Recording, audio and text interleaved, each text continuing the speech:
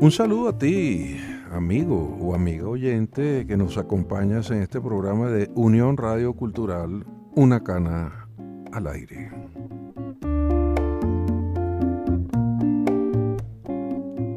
Una hora radiofónica, por supuesto, dedicada al gusto por compartir cosas entrañables, personajes con sabor e inteligencia, liviandad y acaso con una que otra travesura aquí y allá.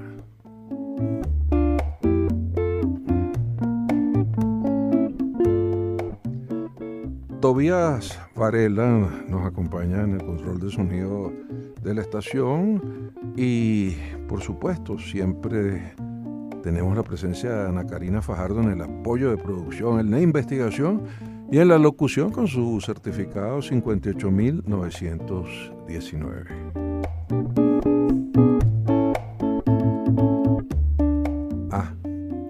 ¿Quién les habla? Federico Pacanins, certificado número 8761. Con esta, nuestra cana al aire de hoy, dedicada, ¿saben a qué? A un hada madrina.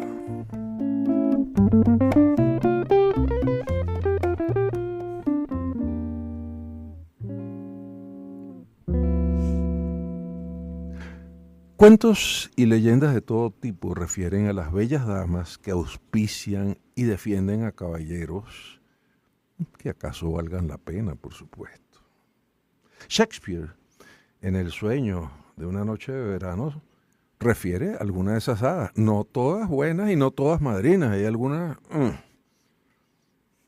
También se habla de la hada madrina en un bello verso que refiere a la hada madrina que en su caballo con alas hacia acá se encamina. Algo así dice Rubén Darío en su sonatina, verso sin esfuerzo.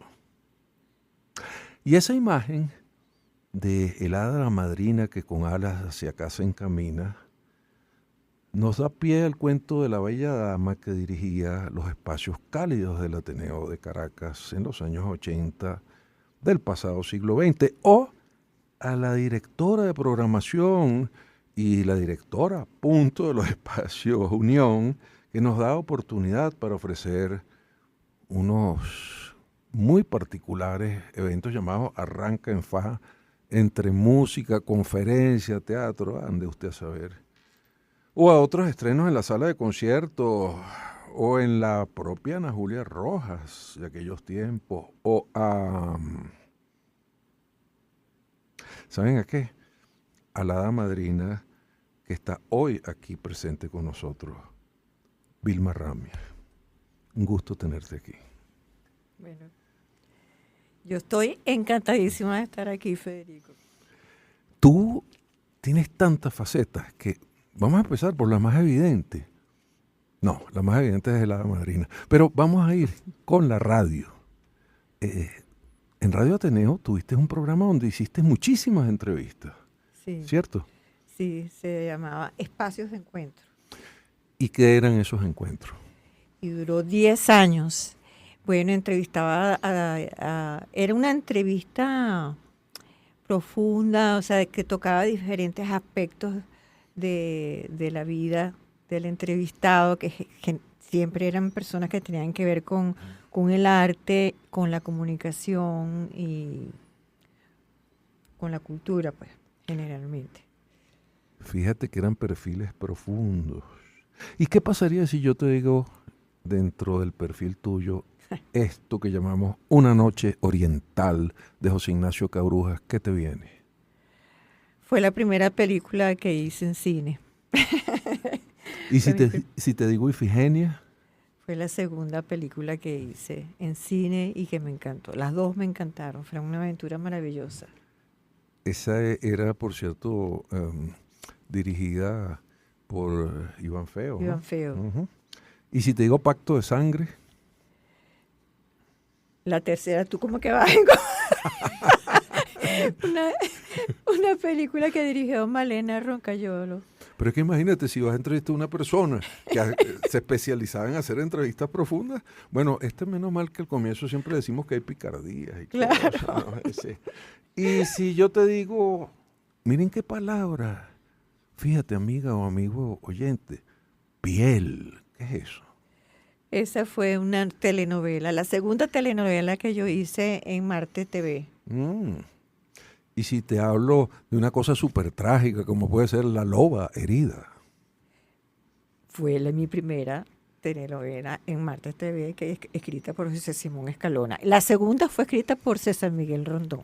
Oye, mira estos nombres, ¿no? Entonces aquí hay José Ignacio Cabruja, César Miguel Rondón, Iván Feo, Iván Feo, bueno, Miguel Curiel. Miguel Curiel, ahí vamos. Si te digo el doctor Canoche. Fue una obra que dirigí en el Centro Cultural Humboldt gracias bueno, a la amabilidad de ustedes. O a la destreza tuya, al ángel tuyo. Si te digo Prueba de Fuego de Hugo Ulibe. Fue la primera obra de teatro que dirigí con Federico Moleiro, que en paz descanse, Sí, que se pues, acaba de ir ahorita, sí. y Neco Sadel. Neco Sadel. Y esto fue en el Trasnocho Cultural. Uh-huh. Fíjate, entonces estamos hablando de actuación, de dirección, pero seguimos adelante. Muñequita linda de Luis Brito García. que, Imagínate, esa fue la primera obra de teatro que yo en la que participé, además como protagonista. Yo era Muñequita Linda, dirigida por Enrique Porte. Y eso fue en el Nuevo Grupo, cuando el Nuevo Grupo existía, en la sala Alberto de Paz y Mateo. ¿Te acuerdas quiénes eran los tres nombres centrales del nuevo grupo? Román Charbó, Isaac Chocrón y José Ignacio Cabruja. O sea que seguimos sumando nombres, ¿no? Uh-huh. Uh-huh. Saben que Muñequita Linda además tenía lo siguiente, que no solo que Vilma fuera la protagonista, sino que ella era la muñequita linda que daba vueltas por todo el Ateneo, sin duda alguna. Pero Las novias de Travolta. Fue otra obra en la que participé, dirigida por Verónica Cortés. Y Verónica, imagínate. Ahí tenías compañeras también importantes. Ahí estaba Violeta Alemán, estaba Jenny Noguera, estaba la propia Verónica. Claro. Mayra también, Mayra Africano. Mayra Africano Sí, también. sí.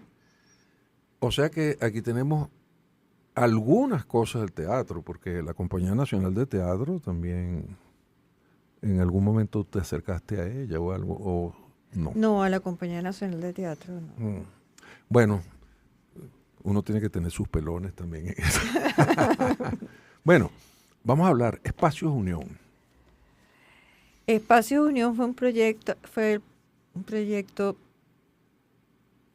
que me enamoró desde el primer momento en que me lo propuso Ignacio Salvatierra, que era el presidente del Banco Unión en aquel entonces. Era el Centro Cultural del Banco Unión. Y el centro, era un reto porque era hacer en un banco un centro cultural que nunca lo había tenido en el centro de Caracas. O sea, un lugar que nunca había sucedido eso, nunca había tenido un centro cultural.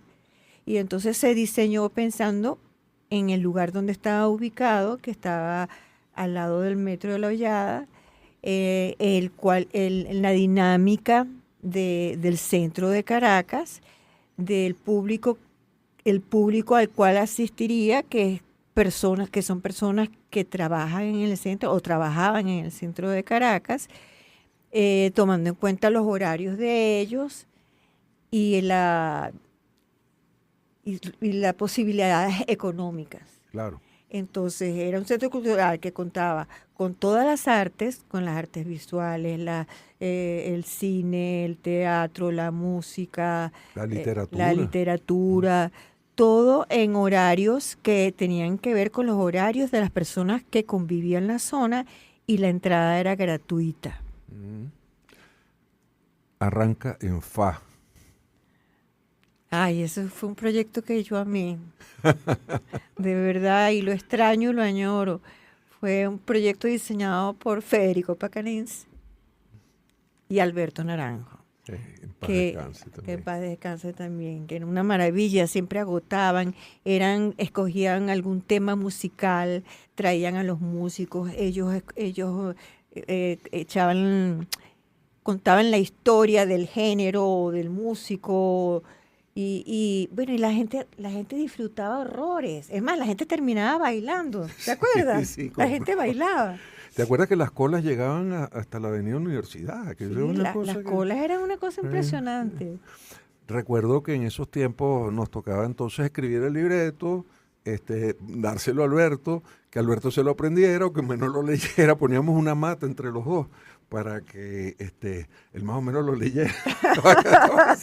Pero también tenía esa cosa espontánea, ¿verdad? Sí.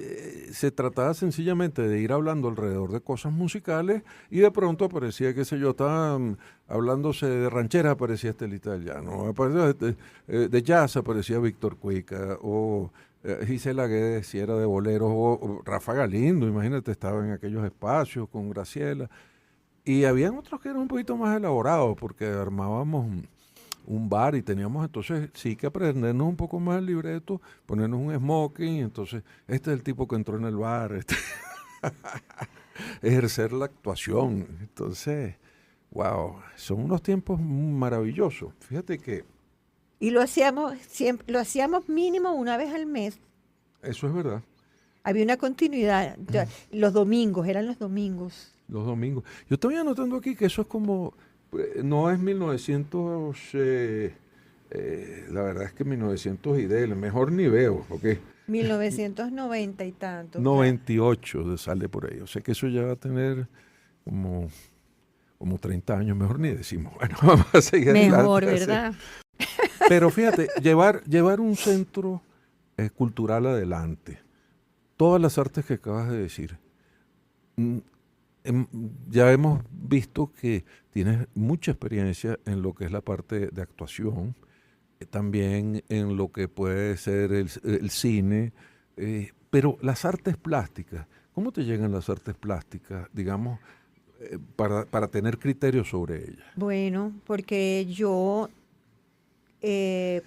cuando empezó el edificio, el nuevo edificio del Ateneo de Caracas, a Mm, partir de 1983, y vamos más para atrás, se creó la Galería Los Espacios Cálidos. sí. Y yo empecé allí en la Galería de los Espacios Cálidos, primero como asistente, la dirigía Enrique Hernández de Jesús. Hernández, Catire, sí. Yo primero era la asistente, después la coordinadora, luego Enrique Hernández de Jesús tomó otros caminos y yo fui la directora de los Espacios Cálidos. Entonces, todos esos años trabajando en los Espacios Cálidos me hizo tener contacto, bueno, con todos los artistas plásticos, con la Galería de Arte Nacional, que siempre trabajábamos, habían convenios entre la Galería de Arte Nacional y el Ateneo, porque bueno, eso era lo que se llamaba la Plaza Cultural, el centro, sí, el corazón cultural de Caracas, era de toda esa zona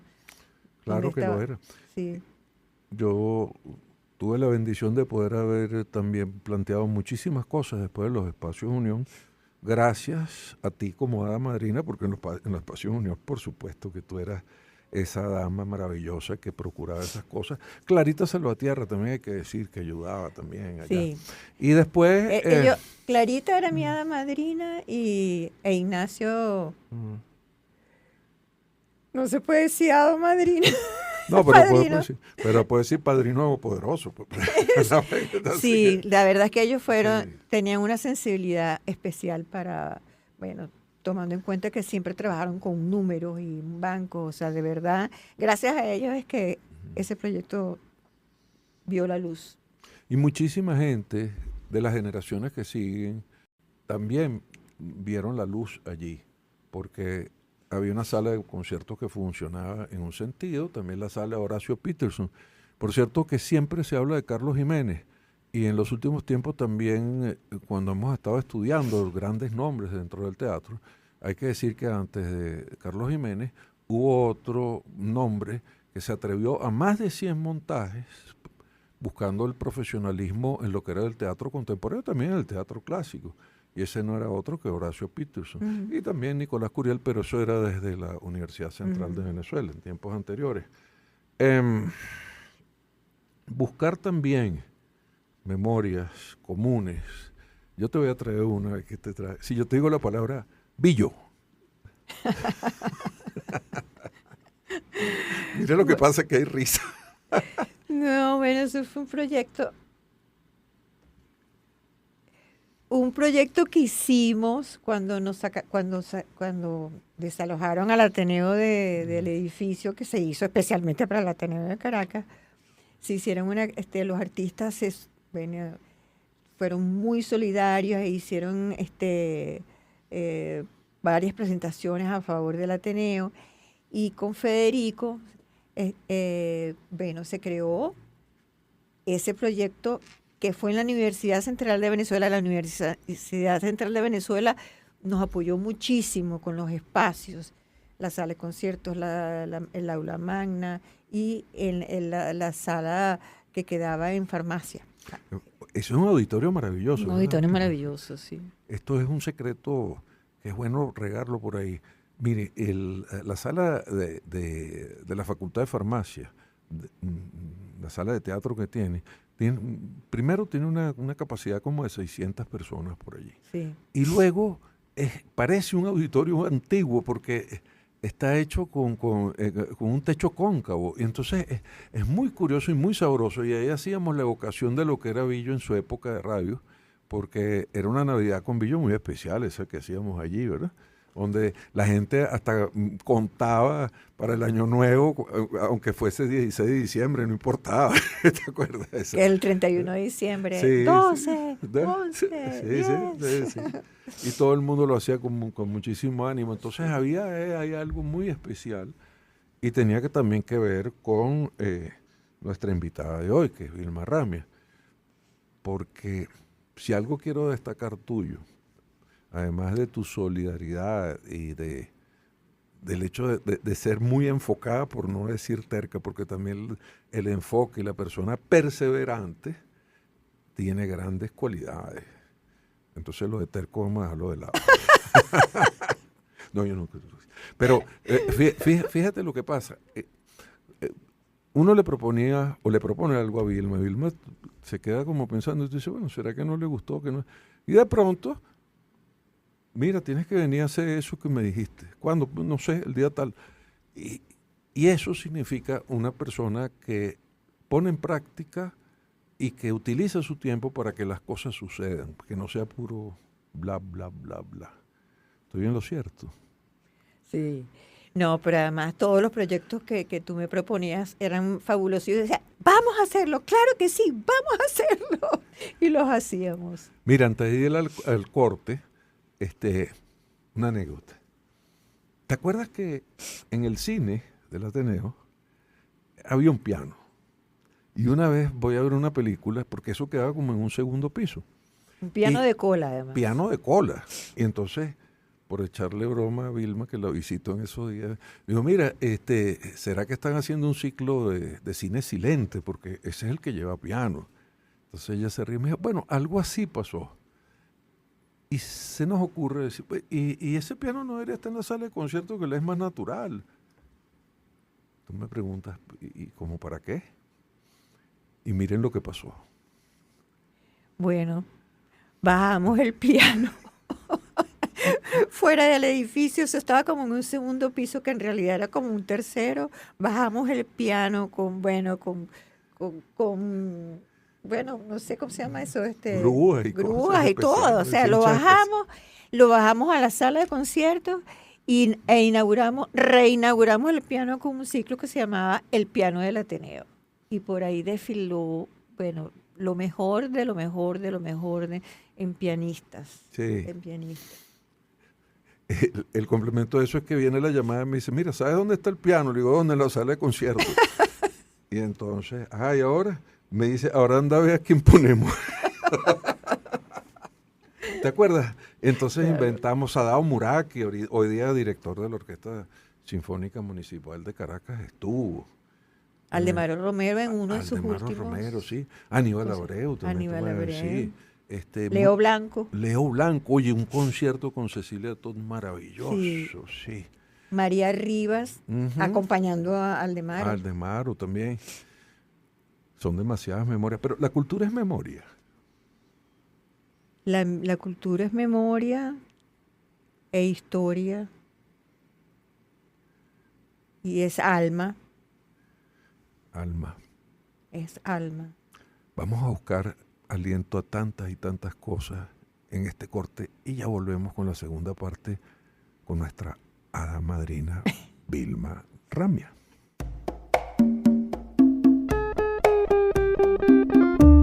Hola, te saluda Ana Karina Fajardo y estamos de vuelta con la edición de hoy de Una Cana al Aire, en la que nos acompaña un hada madrina.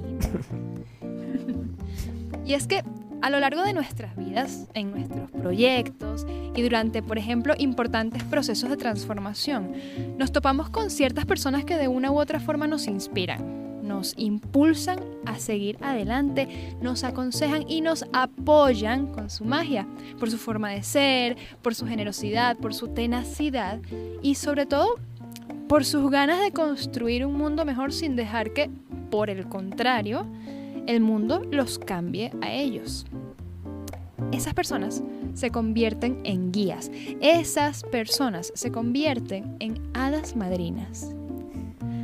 Y sin duda, nuestra invitada de hoy es toda una hada madrina, pues ha inspirado a muchas personas a embarcarse en el mundo de las artes escénicas, incluyendo a Federico aquí presente, como veníamos conversando en la primera parte del programa.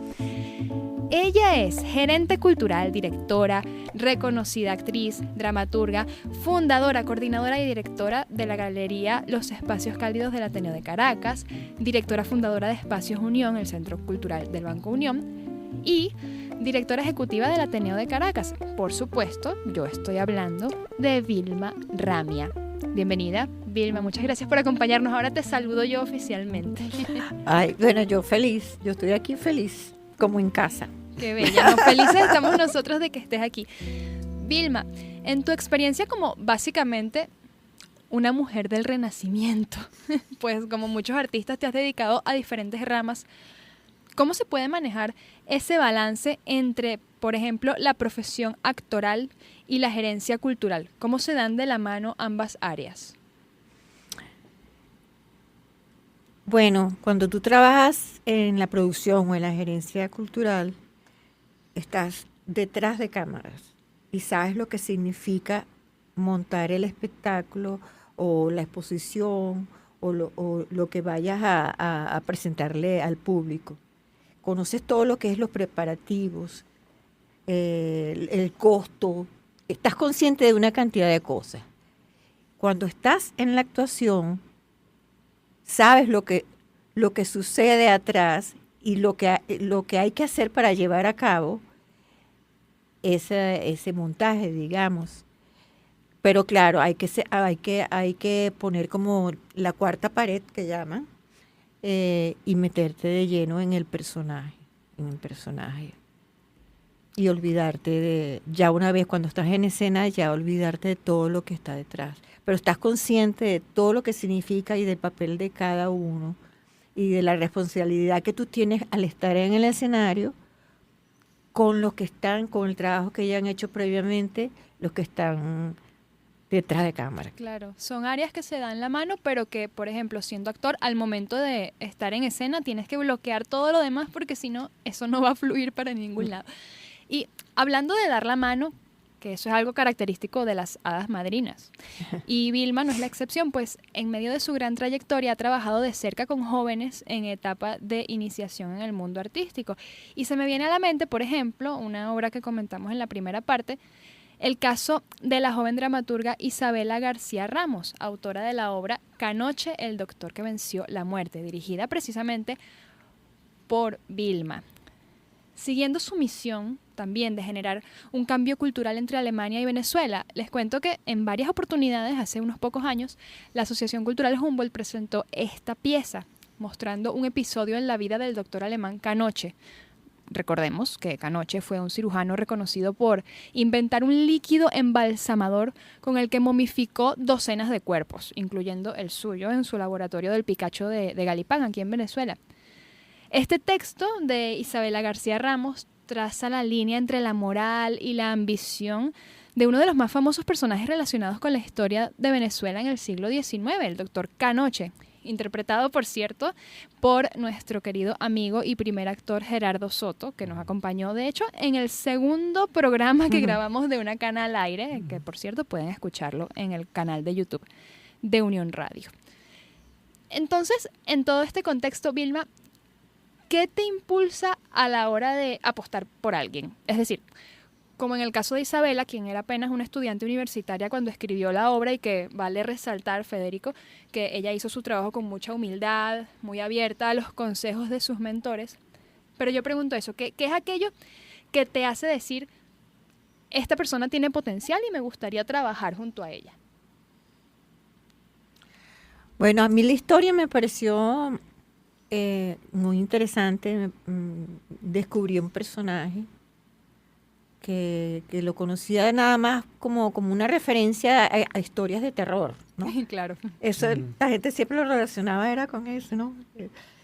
Incluso cuando uno iba al Ávila y uno pasaba por la casa de Canoche, ay, no, hay que... Sí. Se te va a parecer un muerto, decía. Sí. Entonces, me pareció que se le podía dar un enfoque más humano. Más cercano a la audiencia, claro. Sí. Y entender mejor a ese personaje, a esa persona que existió. Y encontrarle como que justificación a las cosas y no viéndolo desde afuera, sino desde adentro, entrando como en su alma, en sus preocupaciones, en su objetivo, igual los personajes. Uh-huh. Esa fue la idea, como es una aproximación a todos ellos, a la vida en ese momento y a las buenas intenciones que él tenía, porque él tenía buenas intenciones y además era un investigador digno de admiración, más bien. Claro, ¿no? Y todo depende de la perspectiva desde la cual veamos las cosas. Claro. Y esa es una de las cosas bonitas y mágicas del teatro, del cine, del arte en general, que te permiten humanizar un personaje, humanizar más una situación, enfocarla desde otro lado para hacer que su historia llegue de otra manera a la gente. Entonces, con esta pieza, Canoche, el doctor que venció la muerte, se logró bastante eso, ¿cierto?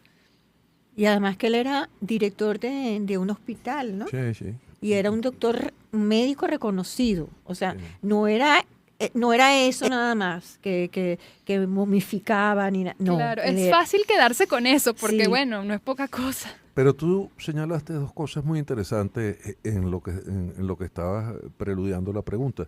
Uno era que como una persona de tanta experiencia, como es el caso de Vilma, recibía algo de una persona tan joven como era Isabela García Ramos. Y dijiste una palabra básica dentro del arte, que es la palabra humildad. Es decir, exacto. Si ella va a recibir una primera oportunidad, yo estoy seguro que lo que Vilma no hubiese aceptado es que también venga una persona con un ego tremendo. Entonces tiene que poner un poco un balance en las cosas. Y entonces la hada madrina funciona, ¿o no? Sí, eso se dio naturalmente. Sí. Todo se dio muy naturalmente, incluso la relación con los actores, todo se dio de una manera fluida, de verdad, sin problemas de ningún tipo. Todo fluyó muy bien, muy bien. Eso es importante. Yo creo que, bueno, como siempre dice Federico, una de las palabras básicas en todo proceso artístico, sea teatro, sea con música, sea con cine, es la confianza. Sí. Es la confianza que tienen que tener los actores hacia el director hacia el productor hacia el asistente, todos con todos, y de esa manera es que fluyen las cosas y surgen grandes resultados. Fíjate que tú, en la Universidad Monte Ávila, participaste en algo que escribió Rubén Osorio Canales, que era Estado de Sitio. Por supuesto, claro. Y tú tomaste un personaje. Y ya cuando la sede del Ateneo de Caracas había cambiado a Los Caobos, ¿quién da la mano para utilizar los espacios del Ateneo de Caracas para festivales de los estudiantes de la Universidad Monte Ávila? El hada madrina que tenemos en cabina hoy. Cierto, en la nueva sede, sí. Uh-huh. Sí, y es un asunto de confianza, fíjate, confianza de una institución de la mano de Vilma hacia la producción que... Hacia el productor, hacia sí, el equipo, claro. pero a la vez también sabiendo que las personas que van a ir con la mejor intención, que serán universitarios con mayor o menor destreza, dentro de los cuales hay hoy día gente profesional como el caso tuyo, por ejemplo. Entonces, hay una cadena ahí, ¿verdad? Sí.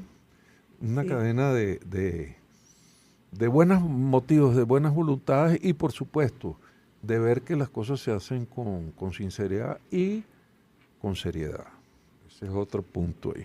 Con seriedad, con responsabilidad y con inspiración. Inspiración.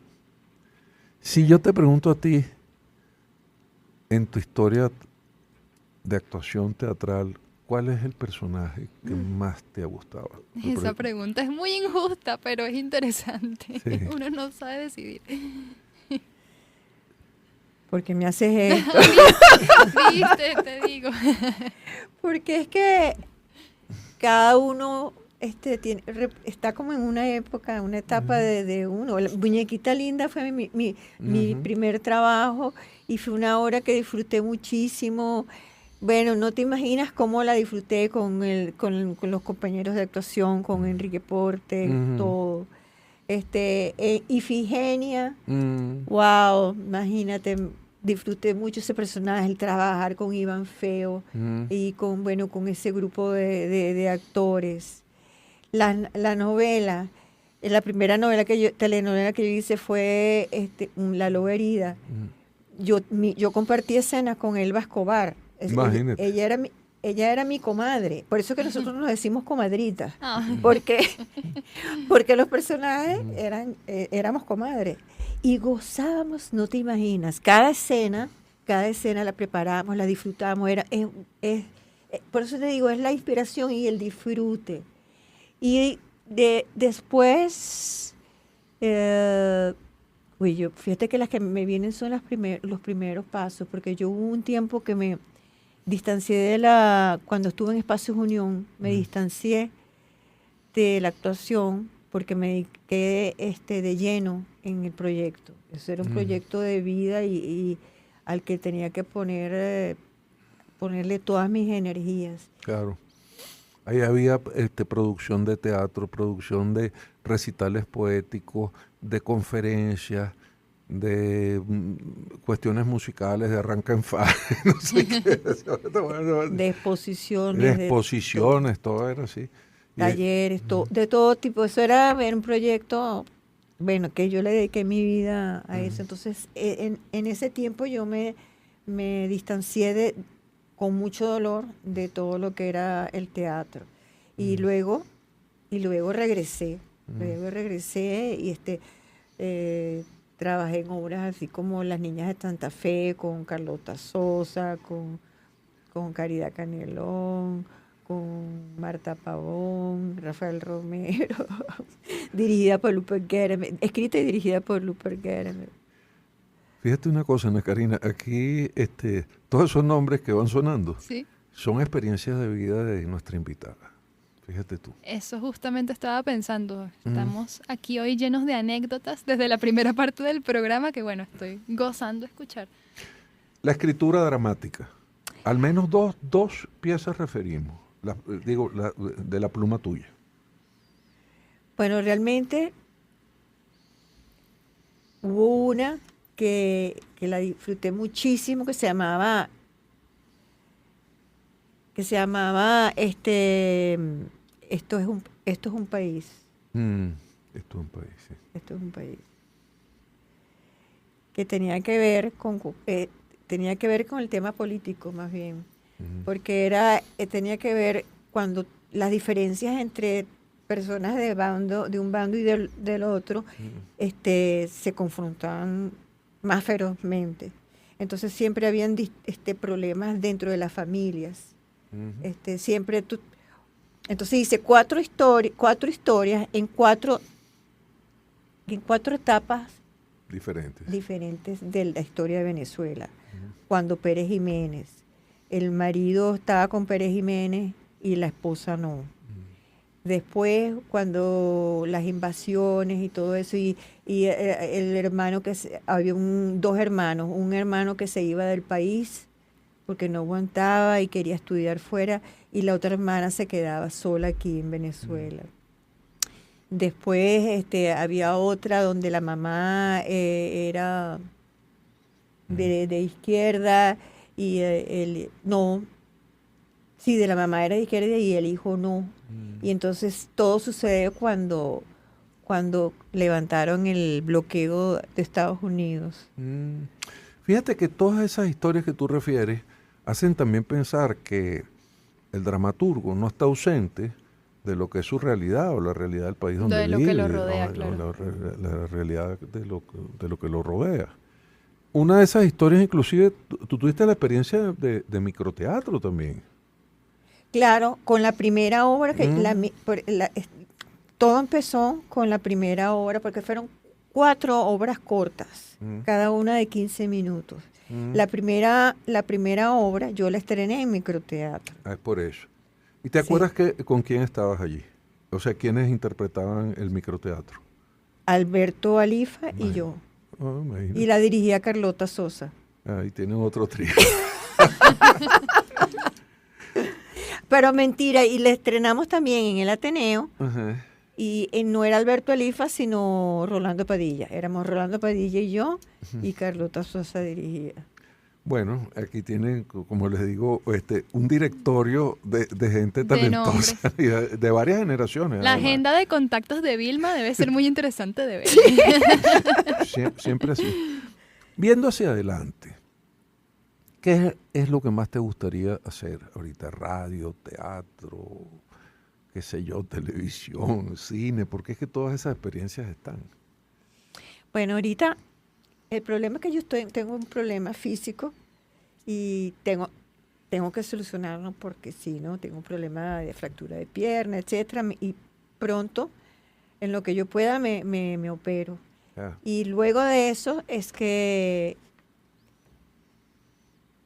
bueno, reiniciaré mi vida y yo sueño, ¿sabes?, con el teatro. Ah, ¿tú sueñas con el teatro? Bueno, yo sé que muchos alrededor de ti sueñan también con el teatro. También nos incluimos los dos que estamos. Soñamos contigo en el teatro, sí. Claro, con el teatro. Nunca te he hecho esta pregunta, pero te lo voy a hacer. ¿A mí? Sí, no me preguntes qué personaje me gusta más porque vamos a... Bueno, a ese voy. Ay, no. Dispara a matar. Diga. Ay, Dios. ¿Qué personaje Uno solo, Federico, de todos los que he hecho. Uno. Ay. Nada más uno. Bueno, por lo que representa ese personaje para la historia teatral y bueno, universal, y por los retos que representó y por toda la experiencia que tuve con él en el proceso de montaje, escogería a Rosaura en La vida es sueño, que fue uno de los más recientes, pero wow, yo creo que quien hace ese personaje tiene bastante que contar el resto de su vida. Pero uno solo es difícil, te lo digo. ¿Verdad? Sí, es una pregunta injusta. Es injusta. Y más quitarle la preponderancia a Rosaura, porque sabes que La vida es sueño, que es dificilísima, que también estuvo en rajatabla, sobre todo hace muchos años. Pero después de que tiene 2 horas más o menos recitando cosas de toda naturaleza, a Rosaura le toca un monólogo como de 20 minutos. Sí, en la última media hora de la obra ella se lanza 20 minutos hablando. En verso, además. En verso. Sí. Pero son versos tan preciosos que, sí, por lo menos a mí, Claro. se me grababan como de una forma natural. No porque no me costara aprendérmelo, sino que la musicalidad del verso me ayudaba bastante, pues. ¿Crees en el talento de las nuevas generaciones todavía? Claro, siempre. Siempre. Yo creo que uno siempre tiene que creer en las nuevas generaciones. Además, uno aprende mucho de ellos. Es una retroalimentación. Totalmente. Sí. Pero también creo que es bueno resaltar que las nuevas generaciones, en muchos casos deberíamos pensar de la misma forma hacia las generaciones con más experiencia, porque se ven casos también de prepotencia, ¿no? Lo que estábamos hablando de la importancia de la humildad, que yo creo que me las sé todas, que yo creo que todo lo nuevo es lo que funciona y los métodos clásicos no tanto. Entonces, así como es bonito escuchar que una generación con más trayectoria apuesta por el talento que pueden tener nuevas generaciones, también es bonito escuchar que pasa en el sentido contrario, que las nuevas generaciones respetan la experiencia de las que tienen más trayectoria. ¿Cómo se logra el apoyo de la empresa privada en materia de cultura? Porque tú eres una experta en eso. Tuviste gente importante detrás. Sí, en épocas pasadas era mejor, o sea, era más sencillo. En estos tiempos es más difícil, pero se puede lograr también que queda gente que pueda apoyar. Por ejemplo, a las embajadas. Las embajadas son generalmente muy solidarias con el arte, el trabajo cultural. Pero la fuerza, no quiero poner la palabra venta, la fuerza promocional ¿está en el proyecto o está en las personas que lo ejecutan? ¿Dónde crees tú que iría el foco para conseguir quien cree en eso y patrocine? ¿Es el proyecto o es quienes lo hacen? Es todo. Es que es un todo. Personas y proyectos. Sí. Debo decir lo siguiente. Mentira, porque se lo estoy robando a Cervantes. Cervantes decía... Nunca caballero estuvo de dama mejor acompañado. Y yo le voy a poner una S porque es de damas. Oh. Y te voy a agradecer tu presencia y esta divina cana al aire que hemos echado esta bueno. Oye, sí, divino, de verdad. Decía esta noche, pero es que puede ser en la noche o en la mañana. En la noche, en la mañana, depende de cuándo estén escuchando este programa, pero sí, me uno a Federico en eso. Muchísimas gracias por acompañarnos hoy, Vilma. El programa voló, pasó muy rápido. Pasó demasiado rápido. Un gusto. Bueno, gracias. En la conducción del programa estuvo Federico Pacanins y quien les habla, Ana Karina Fajardo. Pueden encontrarnos en Instagram como @FedericoPacanins y @Caritopía. Este programa es posible gracias al equipo conformado por Gitanjali Suárez, Inmaculada Sebastiano, Melanie Pieruzzi, Carlos Javier Virgües y Giancarlos Caraballo. También puedes seguir la transmisión en vivo en www.mundour.com. Debes buscar la pestaña de Radio en Vivo, bajar y darle clic en Unión Radio 90.3. Recuerda que nos puedes seguir también en @mundourweb y @radioescuela. Gracias por acompañarnos en la edición de hoy de Una Cana al Aire, un espacio para la cultura urbana. Hasta la próxima.